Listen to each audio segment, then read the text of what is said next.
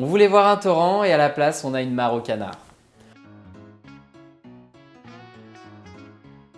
Bonjour à tous, aujourd'hui on parle du film Le Torrent, réalisé par Anne Lenny et sorti le 30 novembre 2022. Anne Lenny, c'est une actrice que j'aime beaucoup, je trouve qu'elle a beaucoup de personnalité et c'est toujours un vrai plaisir de la voir à l'écran. Par contre, avant Le Torrent, j'avais encore jamais vu l'un de ses films, donc je sais pas du tout ce qu'elle vaut en tant que réalisatrice.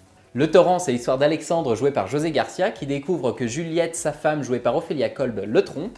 Une violente dispute éclate alors, et Juliette, énervée, quitte la maison en claquant la porte pendant la nuit et fait alors une chute mortelle dans un ravin. La gendarmerie entame alors une enquête pour comprendre ce qui s'est passé. Patrick, le père de Juliette, joué par André Dussolier, débarque et lui aussi veut découvrir la vérité, quitte à manipuler Lison, la fille d'un premier mariage d'Alexandre. De son côté, Alexandre, qui a peur d'être accusé, convainc Lison, sa fille, de le couvrir, et elle se retrouve comme piégée entre les deux hommes. À la manière d'un vieil épisode de Columbo, le film fait le choix de nous montrer dès le début les événements du drame et tout ce qui s'est passé, ce qui fait qu'après, dans la suite du film, il n'y a jamais vraiment de suspense ou de gros rebondissements. Et ce choix-là rend le film très plat, voire même mou, parce que le film choisit quand même de baser toute son intrigue sur l'enquête policière ainsi que sur celle de Patrick, le père de Juliette. C'est pas très intéressant à suivre parce qu'on sait déjà pertinemment ce qui s'est passé. Et c'est un choix d'autant plus bizarre parce que le film fonctionnait très bien sans nous montrer les circonstances de la mort de Juliette. Il y aurait eu nettement plus d'investissement, de tension, d'enjeux, et même le film aurait pu nous proposer une fin ouverte, où un peu comme les membres de la famille, on ne sait pas exactement ce qui s'est passé, c'est à nous de l'interpréter. Donc le film fait vraiment l'effet d'un pétard mouillé en nous dévoilant la clé du mystère dès le début, et c'est d'autant plus fou que c'est pas du tout ce qui est vendu dans la bande-annonce. Quand on regarde la bande-annonce, on a vraiment l'impression qu'on va aller voir un thriller avec une résolution à la toute fin. Là, vu qu'on sait déjà ce qui s'est passé, le film fait le choix de baser toute son intensité dramatique sur les mensonges. Alexandre, le mari de Juliette, va s'enfoncer petit à petit dans le mensonge, mais ça manque clairement d'enjeu, il n'y a pas de tension, il n'y a pas d'effet d'engrenage, on sent pas l'effet boule de neige. La bonne idée, ça reste quand même Lison, la fille d'Alexandre d'un premier mariage, qu'Alexandre va emmener avec lui dans sa chute. Elle se retrouve vraiment coincée, tiraillée même entre son père d'un côté et son beau grand-père de l'autre, mais encore une fois, ça manque d'enjeu, ça manque de tension. Parce que peu importe le côté qu'elle choisit, finalement, ça change pas grand-chose à l'histoire. Donc le film brille pas vraiment par son côté thriller. Pour autant, il est parfaitement possible de proposer un bon film tout en nous donnant les clés de l'intrigue dès le début. Mais dans ce cas-là, il aurait fallu moins insister sur le côté de l'enquête et plus insister sur le côté drame familial, sur les relations entre les personnages. Parce que là, les relations entre les personnages, elles sont finalement très peu exploitées. Est-ce que Juliette aimait Alexandre à la fin? Est-ce que Alexandre aimait Juliette? Où en était leur relation? Que ressent Alexandre suite à la mort de sa femme? Comment il se positionne vis-à-vis de son fils, de sa fille, des parents de Juliette? Le film pose plein de questions auxquelles il répond pas vraiment, et d'ailleurs j'ai vraiment pas compris quel était le sens du film. Pourquoi ils ont fait ce film-là? Qu'est-ce qu'ils voulaient raconter à l'origine? Sincèrement, j'ai vraiment pas compris, je sais pas quelle est la morale, quel est le propos derrière tout ça. Et maintenant du côté du scénario de manière un petit peu globale, je trouve que ça tient quand même pas vraiment la route. Je veux dire, ce qu'on nous montre c'est pas invraisemblable, mais c'est quand même pas très logique et notamment les réactions d'Alexandre, elles sont pas bien amenées, on les comprend pas. Le film a quand même des bons points, à commencer par son traitement des personnages. Il n'y a pas des gentils d'un côté et des méchants de l'autre, ils ont tous des choses à se reprocher et ça c'est intéressant. Et comme je le disais, la vraie bonne idée c'est le triangle entre Lison, son père et son beau grand-père, parce que ça pose plein de questions sur la confiance, sur les liens familiaux, sur la trahison. Quel dommage que ça manque d'intensité.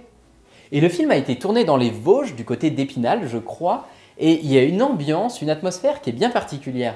Il y a une esthétique très froide, très brute, très macabre dans les paysages qui nous sont montrés, mais qui donne au film une patte qui est super originale, qui est belle et qui nous permet d'être plongés dans son univers. Donc en bref, Le Torrent c'est pas un mauvais film, on sort pas de la salle en criant « Remboursé !»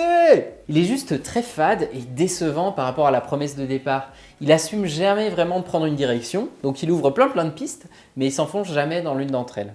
Donc on voulait voir un torrent et à la place on a une mare au canard. Maintenant je vais passer en spoiler pour pouvoir développer un peu plus ces idées, mais bon, vu que le film se spoile déjà tout seul, si vous l'avez pas vu vous pouvez rester, c'est pas bien grave. Donc l'histoire derrière Le Torrent. Alexandre et Juliette se disputent, Juliette quitte la maison en claquant la porte, et quelques minutes plus tard, Alexandre tente de la récupérer en voiture. Donc il lui bloque le passage avec sa voiture et essaye de la faire monter pour la ramener dans la maison, sauf qu'à ce moment-là, elle glisse, elle tombe dans un ravin et elle meurt sur le coup. Alexandre, plutôt que d'appeler la police ou les pompiers, décide de ne rien faire du tout pour surtout pas être accusé du meurtre de sa femme, et donc prétend à la place que sa femme a dû se faire emporter par la crue du torrent qui a débordé cette nuit-là. Et comme je le disais avant, ça aurait été tellement mieux qu'on sache pas ce qui s'est passé. On aurait suivi la lutte entre Alexandre et Patrick avec beaucoup plus d'intensité. On se serait dit, Alexandre, il est quand même bizarre, il exprime rien du tout suite à la mort de sa femme. En même temps, Patrick non plus, il est pas net. Il manipule la fille d'Alexandre et il semble un peu prêt à tout pour trouver un coupable à la mort de sa fille. On aurait même pu faire un peu un thriller à l'envers où pendant tout le film on cherche un meurtrier et en fait à la fin il n'y en a pas, c'est juste un accident. Ou alors il aurait fallu qu'Alexandre tue vraiment sa femme et qu'il n'y ait que Lison, sa fille, qui soit au courant. Là il y a vraiment de l'enjeu parce que Lison, si elle parle, son père il finit sa vie en prison. Parce que là ce qui se passe c'est que Lison finit par parler, mais vu que c'est un accident, c'est classé comme homicide involontaire, il n'y a pas de prison ferme, il n'y a que du sursis, et donc il n'y a pas vraiment de conséquences. Donc toute cette histoire, cet engrenage de mensonges, ce triangle entre les personnages, et tout ça c'est monté en épingle pour rien.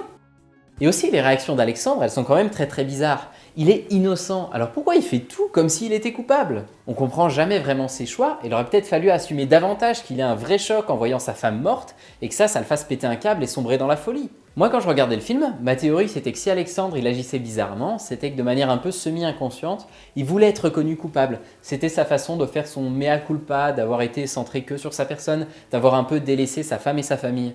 Mais en fait non, pas du tout, c'est juste que ce film est écrit avec les pieds. Néanmoins, 2 scènes sont vraiment excellentes. La première, c'est pendant l'enterrement de Juliette. Il y a tout le monde qui est là de manière très solennelle et qui dispose une rose blanche sur le cercueil. Et là, il y a l'amant qui arrive et qui dépose un immense bouquet de roses rouges sur le cercueil. C'est fantastique. Et la deuxième scène que j'ai trouvée assez intéressante, c'est quand Lison engueule Patrick qui l'a manipulé. Parce qu'elle pose des questions. Est-ce que Patrick, il a bien fait là? Est-ce que la fin justifie les moyens? Et est-ce qu'au nom de la vérité, il peut se permettre comme ça de traumatiser une jeune fille? Et d'ailleurs, moi, c'est Patrick le personnage que j'ai trouvé le plus détestable, parce qu'il est tout aussi infect que son gendre, mais pour autant il se permet de faire la morale à tout le monde. Il m'a un peu fait penser à Jean-Louis des Petits Mouchoirs, un autre vieux con qui m'a traumatisé. Mais ça, justement, je trouve que c'est une très bonne chose du film. Les personnages sont pas du tout manichéens, ils nous énervent tous un petit peu, ils ont tous des choses à se reprocher. Juliette, elle trompe son mari. Alexandre, lui, il est totalement égocentrique. Patrick, le grand-père, lui, c'est un putain de manipulateur. La grand-mère, elle a un petit enfant dont elle a rien à foutre, elle se barre. L'amant de Juliette, il assume ne pas l'aimer et pourtant il s'inquiète pour elle. On a des personnages qui sont vraiment vivants, qui ont des bons côtés et des mauvais côtés, et ça, c'est intéressant à suivre. Et pour finir, j'ai vraiment pas compris la fin du film. À la fin, les grands-parents se barrent et ils disent à Lison, qui a tout juste 18 ans et qui est encore au lycée, maintenant tu n'es plus la sœur de ton frère, mais tu es sa mère et tu dois t'occuper de tout. Mais quoi? Mais déjà, quel rapport avec la choucroute? Et c'est quoi la morale derrière ça? Mais sincèrement, qu'est-ce que tu veux raconter, film? Je comprends pas. Et voilà, c'est tout ce que je voulais dire sur le film Le Torrent. Malgré son casting de haut vol, c'est pas un film qui sera très marquant. Et c'est dommage, mais si vous aimez le genre un peu engrenage de mensonges, effet boule de neige, je vous conseille Un homme idéal qui est un bien meilleur représentant du genre. Merci beaucoup d'avoir regardé cette vidéo, j'espère qu'elle vous aura intéressé. Et n'hésitez pas à mettre votre avis en commentaire.